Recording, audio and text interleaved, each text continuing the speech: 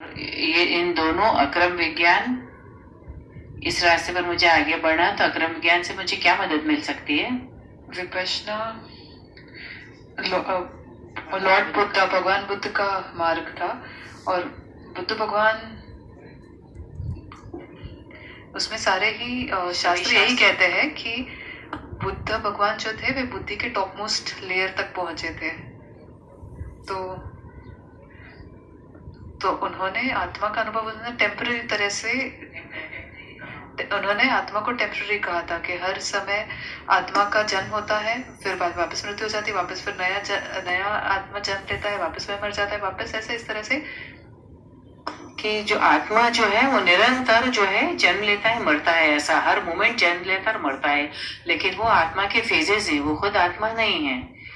तो और भगवान दादा भगवान ने जो बताया रास्ता वो भगवान महावीर वाला रास्ता है, और उन्होंने परमानेंट आत्मा का पता लगाया, और उस आत्मा का रियलाइजेशन से आपको मोक्ष मिलेगा। दोनों ही रास्ते बिल्कुल, दोनों मार्ग बिल्कुल अलग हैं। हमें लगता है कि इनमें उसमें भी संभाव है, इसमें भी है, और उसमें भी दया भाव है, इसमें भी है, लेकिन बहुत सबसे बड़ा फर्क यह है इसमें कि विपश्यना में कुछ करना पड़ता है, ध्यान लगाना पड़ता है, जबकि यहाँ अक्रम विज्ञान में कर्ता भाव से ही बाहर निकल जाते हैं, कर्तापन से बाहर निकल जाते हैं कि मैं कौन हूँ और कर्ता कौन है, वो ज्ञान हमें प्राप्त होता है। और उस मार्ग में विपश्यना के उस मार्ग में हमें विपश्यना करनी पड़ती है।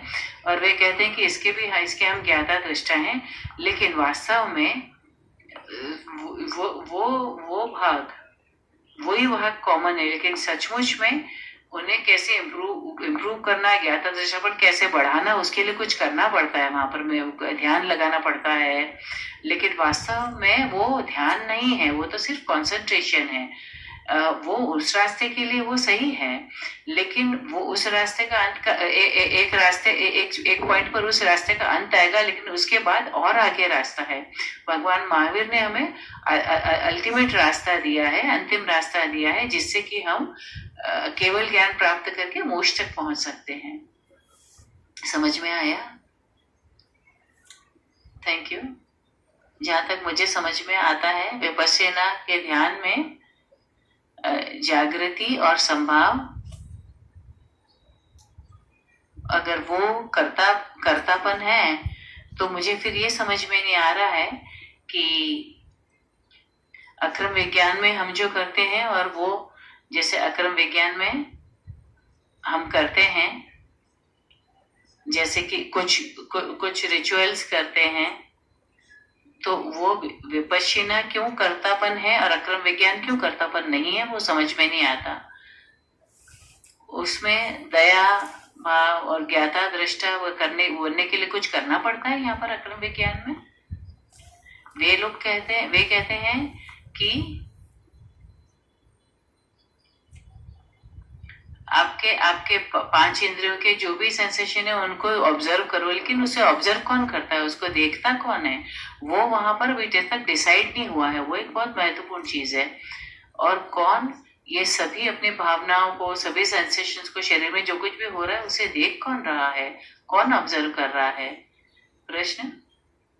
ज्ञान विधि, इसका मतलब ज्ञान विधि एक सेंट्रल चीज है जो हमें बिना कुछ किए ये सब देखने देता है, और ये जो रिचुअल्स हैं जो भी होते हैं यहाँ पर वो सेकेंडरी हैं। रिपीट कर रहे हैं, आपका मतलब ये है कि ज्ञान विधि में जो भी होता है वो ज्ञान विधि मेन चीज है, और बाकी जो हम विधियां वगैरह सब करते हैं वो दूसरी चीज है, सेकंड लेवल की चीज है।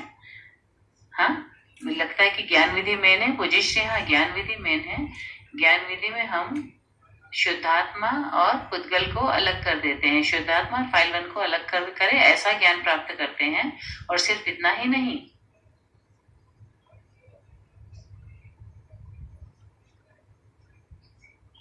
पहली चीज ये होती है कि मैं अलग हूं और डोमिनिक अलग है, और दूसरा उसके बाद के 1 घंटे में 5 आज्ञा देते हैं हम।